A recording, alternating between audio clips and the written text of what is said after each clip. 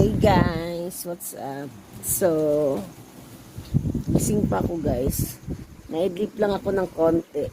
Gising na naman kasi nga nagbabantay ako sa pig ko guys. Ayan oh, mga pig ko sa tabi. Kasi may pinapadidi ako guys. Pinapainom ko ng gatas. Kasi nga napilay. 3 sila. So, sayang naman din guys kung pababayaan mo lang din. So, kaya yan, nagduyan-duyan muna ako dito guys, oh. Ganito talaga to pag mahirap guys. Kailangan lumaban.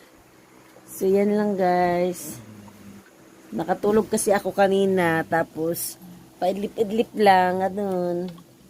Paidlip-idlip ako. Kailangan talaga bantayan guys, eh. Hindi